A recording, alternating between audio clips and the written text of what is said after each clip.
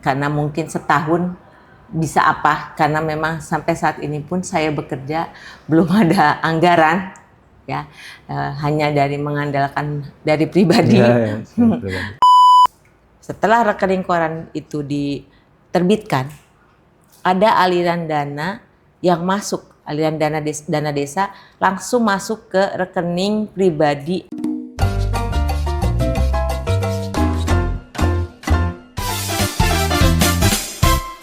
Assalamualaikum warahmatullahi wabarakatuh. Kembali di Asmen Talk, ceritain aja. Di sini sudah hadir Ibu Ike Rahmawati. Beliau adalah seorang PJ Desa Sumberjaya, Tambun Selatan. Nah, nanti kita akan ngobrol-ngobrol seputar peristiwa apa yang ada di Sumberjaya, karena beliau juga ini sempat viral nih, gitu ya. Konon katanya ada sesuatu yang yang perlu diungkap gitu ya. Baik, selamat datang Ibu Ike Rahmawati di Asmen Talk. Selamat datang. Sehat ya Bu? Alhamdulillah. Alhamdulillah. Ini kan Sumberjaya Bu ya? Ya. Sempat viral di media sosial, gitu kan? Nah, itu sebenarnya seperti apa sih awal mula kenapa Sumberjaya itu bisa viral? Di Sumberjaya itu terlalu banyak kasus. Kasus pertama, setelah kepala desa yang pertama ya, itu beliau mencalonkan menjadi dewan di Kabupaten Bekasi, terpilih.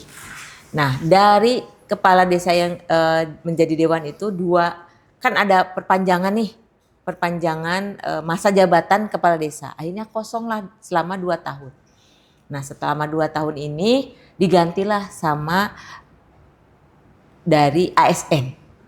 PJ pertama yaitu Sopian Hakim, dan menjabat di 2023 pertengahan ya. 2023 pertengahan sampai 2024 September. Di September 2024. Nah, di situ sudah mulai ada keganjilan di anggaran dana desa. Dan dari warga sendiri ada yang melaporkan kasusnya. Hingga dari kejaksaan, inspektorat, dan sudah ditetapkan menjadi tersangka di 11 September 2025. Dan kemudian baru ya? Diganti di 17 September itu diganti sama PJ Sumardi. PJ Sumardi menjabat di 17 September ASN 2024. ASN. Akhirnya beliau meninggal di tanggal 24 Juni 2025. Setelah 2025 itu digantikan lagi dengan saya. Saya masuk di tanggal kalau berdasarkan SK, saya itu terbit tanggal 28 Juli 2025, kemudian dilantik tanggal 1 Agustus 2025. Dan sebelum saya dilantik, itu bendahara desa meninggal di tanggal 30 Juli 2025. Setelah saya dilantik, saya berarti harus mencari bendahara yang baru. Saya sudah menetapkan di tanggal 6 Agustus bendahara yang baru, dan kemudian kita sama-sama mengganti spesimen keuangan Desa Sumberjaya dan meminta rekening koran. Dan dari situlah, setelah rekening koran itu diterbitkan, ada aliran dana yang masuk, aliran dana desa langsung masuk ke rekening pribadi almarhum bendahara dari BCA. Itu boleh nggak? Boleh. Nyebut itunya? Ya nanti di 3 rekening pribadi itu aja ya. Boleh. 3 rekening pribadi almarhum bendahara.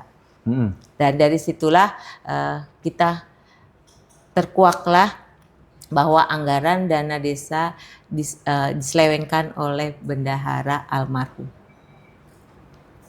Capaiannya hampir 2,1 M. Oke. Nah, kalau sudah meninggal berarti sudah selesai dong ininya. Tidak bisa dituntut kan? Tapi kan secara hukum, ya kita punya pimpinan dan punya APH, karena saya pun untuk melaporkan kegiatan atau pencairan dana berikutnya itu harus ada laporan kegiatan di tahap yang kemarin. Itu pun akhirnya kita kesulitan karena tidak ada satu laporan pun yang dipegang sama perangkat desa yang sekarang. Akhirnya pihak inspektorat pun sudah melakukan pemeriksaan sampai saat ini, dan bisa saja di situ bisa terkuak dari perangkat desa yang lain yang masih berpotensi. Ada. Iya. Bisa berpotensi. Dan dari situ pun kita berniat memberitahukan bahwa anggaran dana desa yang diselewengkan oleh bendahara ke pihak keluarga. Kita sama-sama silaturahmi ke pihak keluarga. Di situ pun pihak keluarga baru mengetahui kalau anggaran dana desa diselewengkan.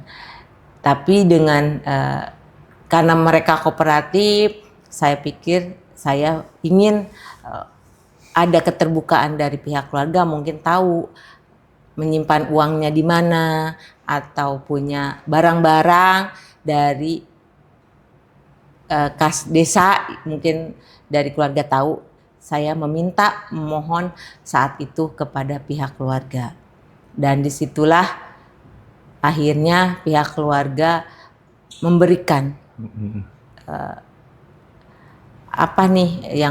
mengembalikan barang-barang tersebut ke kami, ke pihak desa, untuk mungkin agak sedikit meringankan beban saya atau RT RW yang memang gajinya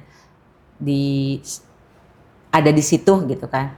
Akhirnya pihak keluarga pun mengembalikan barang-barang tersebut, dan di situ pun disepakati ada berita acara dan ada foto pengembalian bersama-sama gitu. Tidak ada paksaan apapun. Entah kenapa setelah hampir setengah bulan, hampir 2 mingguan lah. Kenapa akhirnya malah pihak keluarga yang melaporkan saya bahwa pengambilan barang itu secara terpaksa dan ada intimidasi dari saya. Padahal tidak ada sedikit pun dari saya mengintimidasi atau memaksa untuk pengembalian barang tersebut. Karena saat itu pun dari pihak keluarga datang ke saya secara pribadi meminta bantuan ke saya untuk akomodasi dan pendampingan dari staf desa. Dan saya memfasilitasi kendaraan dan staf saya untuk bersama-sama ke keluarga almarhum.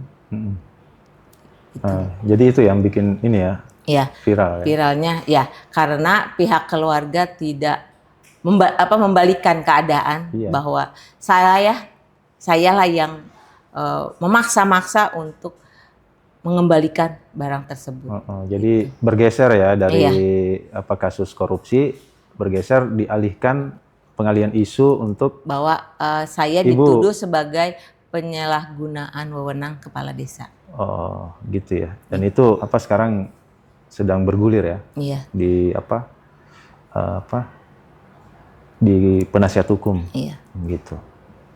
Jadi ada 2 kasus sebenarnya di Sumber Jaya. Yang 2023 itu 2023 dan 2024, karena pertengahan di 2003 sampai 2004 pertengahan itu PJ yang pertama itu sudah masuk ke KPK. Sudah masuk ke tahanan. Oh, tahanan. Iya. Tahanan apa? Di pengadilan tahanan negeri Cikarang. Terus yang kedua digantikan lagi di September 2024 sampai 2025 di bulan Juni, tanggal 24 Juni beliau meninggal. Oke. PJ yang gantiin? Ya, ada lagi PJ sebelum saya, setelah Sopian pindah ke PJ Sumardi. Meninggal? Terlibat juga nggak? Enggak ya? Kalau yang untuk kasus yang 2023 dan 2004-nya enggak. Tapi di 2004 ke sini diduga kita belum bisa memastikan karena masih dugaan. Masih proses dalam inspektorat. Jadi belum ada bisa kita menduga-duga, tapi nanti kita serahkan sama yang berwajib. Iya. Nah, terus perkembangan terakhirnya seperti apa, Bu, kasusnya ini? Kalau perkembangan terakhir sih kasusnya yang saya tahu baru pemeriksaan dari inspektorat kemarin sudah cek ke lapangan, ada nggak kegiatan yang sudah berjalan atau sudah terlaksana, terus dengan anggaran dana desa yang ada sebagian yang dikerjakan dan ada juga yang masih yang tidak ada. Iya ya. Jadi tadi pertanyaannya yang komplain-komplain itu dari keluarga yang terduga ini? Iya. Jadi setelah mereka memberikan sebagian barang-barang yang diduga hasil penggelapan uang dana desa tersebut, pihak keluarga menyerahkan ke kami atas dasar kesepakatan bersama saya, BPD dan keluarga, ada perangkat desa saat itu, RT RW juga ada. Jadi kesepakatan mereka untuk mengembalikan barang-barang atau uang yang masih tersisa di rekening almarhum. Dan entah kenapa yang dikembalikan berupa uang? Ada barang, ada uang. Ada uang. Kalau di total berapa? Kalau barang hampir 75 item. Kalau uang hampir 30 juta baru. Jauh ya. Kalau di total sama barang nggak sampai 100 juta. Kalau total barangnya mungkin bisa karena ada mobil. Oh, ada mobil. Sound system sekarang juga, itu barang-barang dan itu dalam penguasaan dalam desa. Ya, desa sekarang. Pengamanan Ya, desa. Tapi sedang diproses. Ya. Sama APH ya. PH itu apa? Alat penasihat hukum. Alat penegak hukum. Jadi keluarga yang pihak terduga ini juga didampingi oleh penasihat hukumnya ya? Jadi awalnya yang dia menyerahkan itu ke kami belum ada. Secara sukarela, ternyata akhirnya kami malah dituding mengintimidasi dan meminta secara paksa. Oh, itu ya. Tuntutannya dari pihak keluarga ini ya, terduga. Jadi ini. Dia menuntut saya bahwa penyalahgunaan wewenang kepala desa. Yang dituntut siapa? Saya. Ibunya sendiri. Terus ibu sendiri meresponnya seperti apa?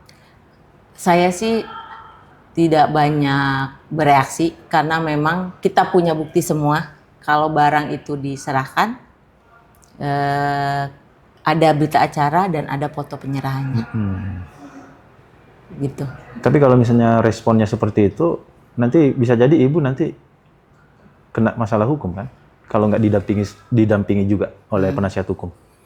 Apakah sudah ada penasihat hukum ibu? Ada. Ada ya? Jadi sekarang titiknya di mana sekarang? Titik temunya? Ini belum ada titik temu antara pihak yang keluarga yang terduga ini dengan desa sendiri. Belum ada titik temu? Belum ya?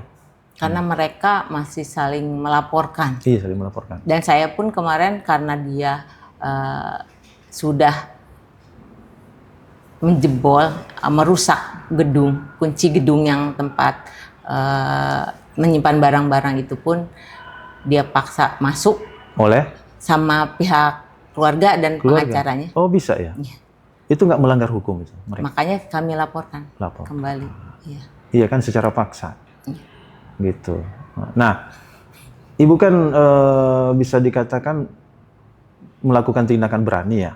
Maksudnya mengungkap penyelewengan itu, kemudian mengambil langkah untuk mengamankan gitu kan harta-harta yang tersisa dari desa. Nah, ada nggak intimidasi atau perasaan takut dari ibu sendiri melakukan? Karena lawannya ini kan sudah mulai ini kan melakukan tindakan-tindakan di luar hukum kan. Ya. Nah, ada nggak perasaan takut?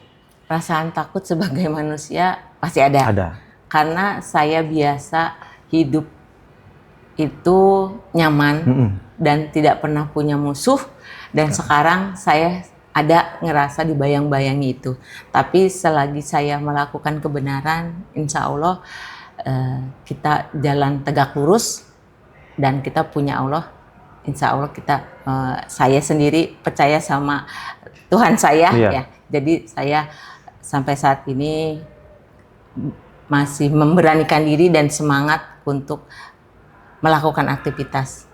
Karena saya punya, yaitu punya Allah, itu aja, saya serahkan saja sama yang kuasa itu aja. Nggak ada intimidasi? Tidak ada sih, cuman ada, ya?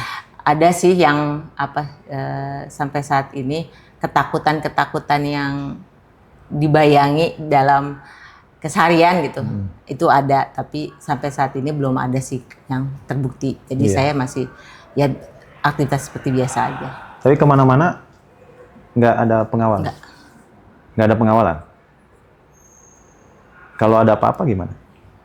Ya itu, saya bilang kita kembalikan saja sama Allah. Resiko ya? Iya. Resiko kita mengemban amanah, dan memang saya tahu di Desa Sumberjaya itu politik dan masyarakatnya komplit, luar biasa, dan paling padat. Saya besar dan dilahirkan di Sumberjaya, jadi saya tahu. Tapi saya tidak pernah ada niat di hati maupun di benak saya bisa seperti ini, karena memang saya bukan orang politik. Saya jauh dari politik. Ternyata sekarang yang ya mau gimana, itu sudah terjadi, dan saya punya tekad ini amanah dari dari pimpinan. Jadi saya dan orang banyak juga, jadi saya tetap berdiri tegak dan lurus, itu aja. Kemarin kan ada sempat viral ya Bu, berita-berita itu ya kan,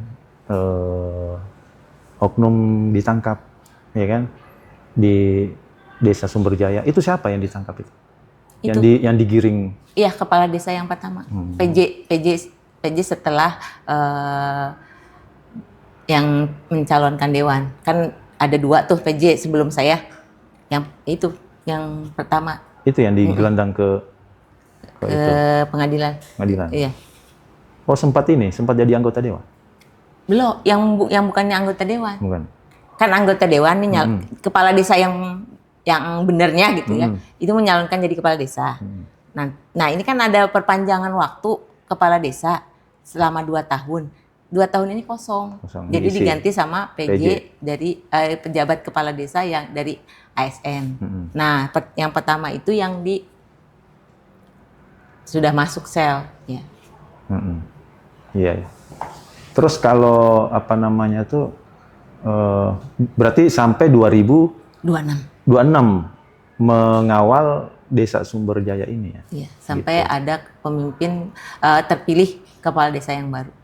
Iya, berarti setelah itu kan pemilihan kepala desa lagi kan? Secara langsung berarti? Iya. Secara langsung. Bu, ini di Sumberjaya itu seperti apa sih tradisi ininya? Sepertinya baru terdengar ya, Sumberjaya ada kasus booming begitu gitu kan? Ada kasus korupsi. Apa emang dulu juga ada seperti itu? Desa Sumberjaya yang saya tahu, selama dijabat sama Dewan Matam, ya, berkembang sekali. Karena saya tahu persis dan saya selalu ada di dalamnya. Setiap kegiatan, setiap perlombaan di Desa Sumberjaya, saya selalu ada di dalamnya karena saya kan staf dari kecamatan yang membina desa. Jadi saya tahu bagaimana perkembangan Desa Sumberjaya yang saat itu dipimpin sama Dewan Matam itu luar biasa. Bahkan kita di Kecamatan Tambun Selatan mungkin yang terbaik saat itu. Dulu? Iya. Tahun 2006 sampai 2000 kemarin 2000 terakhir 2023 atau 2023. Iya. Setelah itu baru muncul kasus itu ya. Bu, sisa sampai 2006 ini terlepas dari tadi kasus-kasus tadi ya kan. Nah, berarti kan harus melakukan apa program-program gitu kan, tetap harus jalan kan program-program. Sementara dana yang ada tuh kan minim ya. Karena itu tadi masalah tadi. Nah, bagaimana tuh strategi Ibu agar program desa tetap jalan gitu kan, pelayanan kepada masyarakat tetap berjalan. Nah, bagaimana strategi Ibu tuh? Ya, karena memang saya diawali dengan niat baik dan niat tulus.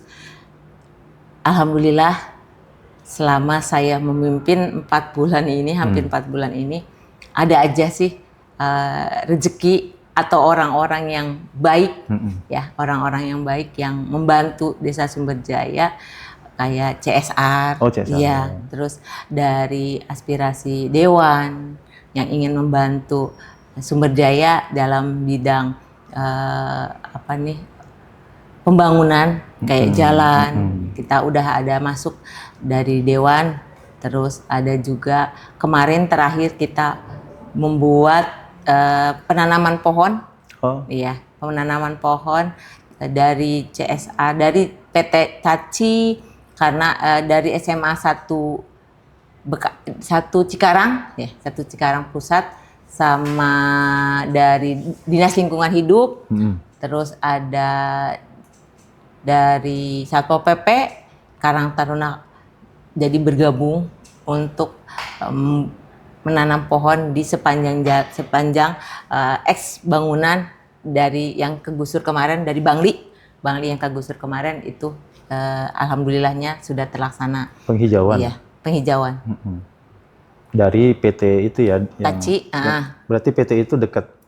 Enggak, dia itu dari Cikarang. Oh, jauh malah ya. Tapi dia memberikan CSR-nya di situ. Karena dia mencari lahan yang terbaik saat itu, dan SMA 1 Cikarang juga mempunyai pilot project pertama, karena sudah di Provinsi Jawa Barat kan sudah tidak ada lagi kayak studi banding, ya kan?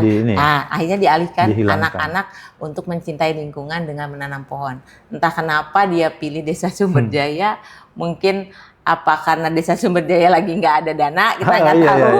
Tapi wallahu alam, dia bilang karena Desa Sumberjaya di pinggir jalan dan ada eks Bangli yang tidak terkelola, akhirnya dibuatkanlah untuk tanaman pohon. Iya, dan itu sukses sebagai penghijauan. Alhamdulillah. Kalau Sumberjaya ini apa sih ekonomi lokalnya itu, atau kearifan lokalnya itu apa sih di situ? Ekonomi yang di sana itu apa? Kalau pertanian sudah tidak ada, tidak ada karena lahan-lahan pertanian sudah hampir 80% atau 90% jadi perumahan. Iya, kebanyakan dari UMKM. Karena di situ tuh kayak jajan-jajanan lagi booming, terus wisata-wisata kayak terutama di perumahan Budi Cendana, itu banyak sekali pedagang-pedagang UMKM yang dapat kita kelola dengan baik. Jadi sumber pendapatannya di situ. Pertanian nggak ada. Perikanan? Perikanan nggak ada. Iya. Jadi bisnis berarti ya. Iya. Kalau industri? Industri juga karena kita banyak penduduk, lahannya sudah tidak ada untuk industri. Kebanyakan perumahan tidak ada di sana. Paling industrinya home industry yang ada. Iya. Tapi insya Allah nanti ke depannya kita mau ngebangun di 2026, semampunya saya nanti setahun ke depan kita bisa memberdayakan nanti di ketahanan pangan, karena memang itu kita udah ketinggalan jauh dari desa-desa lain. Jadi nanti saya akan bergerak di ketahanan pangan yang sekarang sedang berjalan, kayak misalnya di desa-desa lain, karena dananya mereka kan kemarin dananya normal nih. Nah, kalau kita kemarin jadi ke belakang lagi karena uangnya digelapkan tadi, jadi kita nanti bersama-sama di 2026 ini kembalikan Desa Sumberjaya yang lebih baik lagi. Iya. Berapa lama tuh Bu sumber daya itu bisa kembali mendapatkan dana desa? Mungkin di tahap ini pun harusnya udah cair di tahap 2-nya. Karena kita terhambat dengan permasalahan yang kemarin, sampai sekarang kita belum dapat dapat angin segar, karena kalau pencairan tahap kedua itu harus ada laporan kegiatan yang sebelumnya, karena uangnya yaitu tadi, dan yang ditinggalin sekarang pun perangkat desanya tidak paham gimana buat laporannya, hanya sebisanya kita kemarin membuat laporan, ya itu tadi bilang anggarannya dikeluarkannya dengan carut marut. Akhirnya kita harus merapikan sebisanya yang kita bisakan. Iya, administrasinya. Mungkin Bu, ini kan tidak hanya Sumber Jaya nih yang mengalami itu ya, banyak ya kan kita dengar atau kita baca berita-berita tentang penyalahgunaan dana desa nih, ya kan. Nah, untuk Sumber Jaya sendiri, untuk tidak terjadi hal seperti itu lagi, kira-kira sudah ada belum langkahnya dari Ibu sendiri untuk tidak terjadi nih hal yang serupa di kemudian hari, ya kan, adanya malpraktek lah tentang maladministrasi dan lain sebagainya. Gimana, Bu? Ya, kita sudah, saya berusaha untuk membangun Desa Sumber Jaya kembali dengan 1 tahun ke depan, sebisa saya nanti ke depannya, saya hanya membuat anggaran transparan ke masyarakat, biar setiap pencairan dana kita buka ke masyarakat. Jadi masyarakat atau apa yang mereka mau bekerja sama dengan desa, misalnya pembangunan apa yang nanti ingin di wilayah masing-masing ingin kita bantu, kita bantu. Jadi dari anggaran-anggaran itu dikelola dengan baik dari kita untuk masyarakat. Jadi masyarakat nanti yang mengelola anggaran tersebut. Apa sih yang paling urgent, Bu, di sana itu? Untuk masyarakat itu, yang dibutuhkan itu apa sih? Kalau infrastruktur hampir sudah bagus ya. Bagus. Paling pelayanan kesehatan? Pelayanan kesehatan juga kita saat ini sedang mengajukan puskesmas terbaru. Ya, di tahun 2026. Kemarin saya sudah mengukur bersama BPN akan dibentuk puskesmas baru, karena puskesmas di Sumber Jaya kan cuma 1 dengan wilayah penduduk yang padat memang kurang. Ditambah. Akhirnya ditambah di tahun 2026. Baru kemarin kita membuat proposal untuk pengajuan puskesmas yang baru. Itu dari dana desa diambilnya? Enggak, nanti itu dari pusat, dari kabupaten. Iya. Kalau dana desa sendiri itu peruntukannya apa sih? Kalau misalnya turun nih di Sumber Jaya? Biasanya kita bikin infrastruktur itu kayak jalan, terus pos-pos RW yang dibantu, terus misalnya kesejahteraan kayak BLTDD gitu kan. Terus ada